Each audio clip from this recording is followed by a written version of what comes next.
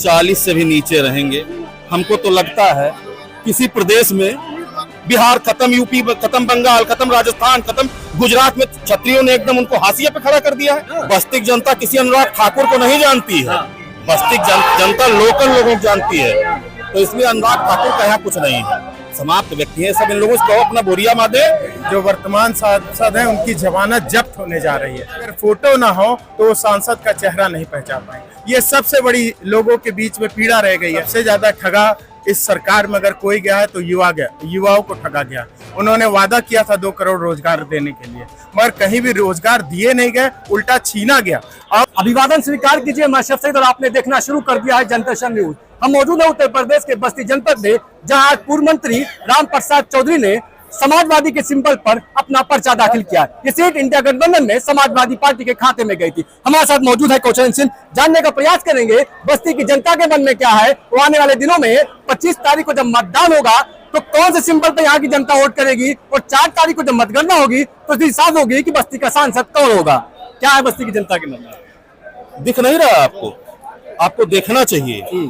हम लोगों को बताने की जरूरत ही नहीं है। यहाँ की जनता इस अपार भीड़ को देखिए, पैसे वाली भीड़ नहीं है। ना हम सरकार में है, ना हमने पैसा दिया है, हम लोगों ने कुछ नहीं किया, भीड़ खुद चल के आई है। हमको बताने की जरूरत नहीं है, किसी नेता को बताने की जरूरत नहीं है। इस भीड़ को खरीदी या पैसे वाली भीड़ नहीं है। इस भीड़ ने आज साहस अपना दिखा के यहाँ खड़ा होके दिखा दिया है कि किस तरीके से आने वाले 25 मई को राम प्रसाद चौधरी के इंडिया गठबंधन के पक्ष में मतदान करने का काम करेंगे। लगातार विपक्ष इस बात को कह रही है कि जहां देश में 400 पार का नारा, वहीं यूपी में 80 की 80। कैसे लड़ेंगे इससे? 40 से भी नीचे रहेंगे। हमको तो लगता है किसी प्रदेश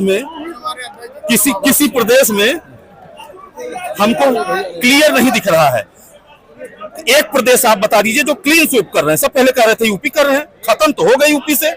बिहार खत्म, यूपी खत्म, बंगाल खत्म, राजस्थान खत्म, गुजरात में क्षत्रियों ने एकदम उनको हाशिए पे खड़ा कर दिया है। अरे खत्म है। अनुराग ठाकुर आए थे बस्ती। उन्होंने कहा कि 2 चरणों में हार के डर के बाद विपक्ष लगातार अफवाह फैला रहा है। ये कौन है? ये है कौन? ये आप बताएंगे ना। बस्ती जनता किसी अनुराग ठाकुर को नहीं जानती है।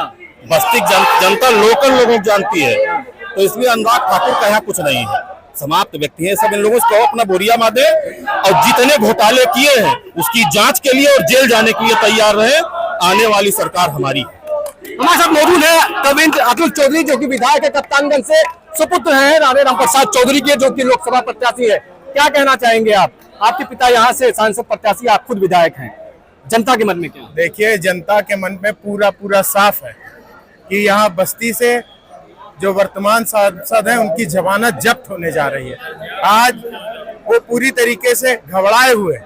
आपने देखा ये जो हमारा जो कार्यक्रम था, इसमें जिस तरीके से लोगों ने स्वयं से आके भाग लिया, मुझे पूरा विश्वास है ये बस्ती की ऐतिहासिक जनता है। इसने जिस तरीके से विधानसभा के चुनाव में ऐतिहासिक फैसला दिया था, उससे बड़ा ऐतिहासिक फैसला ये लोकसभा के चुनाव में देने जा रही है। 4 सीटें आपने विधानसभा के यहाँ पे जीती, बहुत बड़ा दारोमदार है सांसदीय सीट पर। यहाँ पर आपके खाते में ये सीट गई है इंडिया अलायंस में। 10 साल यहाँ बीजेपी का कब्जा रहा।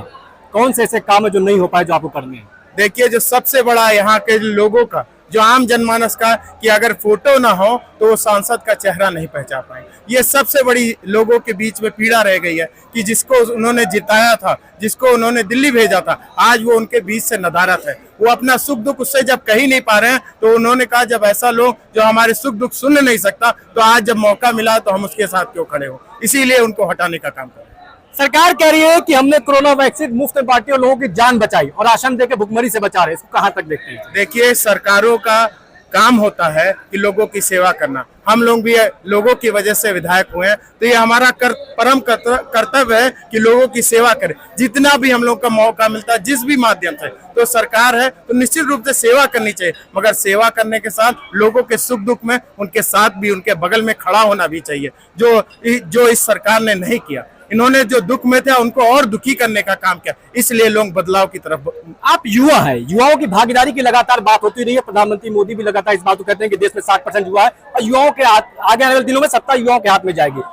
युवाओं के लिए क्या प्राथमिकता है? देखिए, सबसे ज्यादा ठगा इस सरकार में अगर कोई गया है तो युवाओं को ठगा गया। उन्होंने वादा किया था 2 करोड़ रोजगार देने के लिए, मगर कहीं भी रोजगार दिए नहीं गए, उल्टा छीना गया।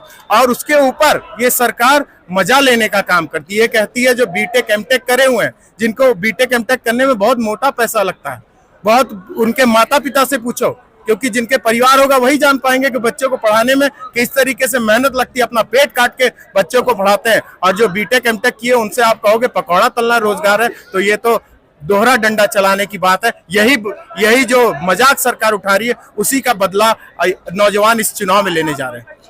तमाम वादों के बीच लगातार ये जरूर है कि आने वाले दिनों में 25 तारीख को बस्ती में मतगणना होगी और 4 जून को निर्णय आएगा और स्थिति साफ होगी कि आने वाले दिनों में बस्ती का सांसद कौन होगा, उन 400 पार के नारे क्या होगा।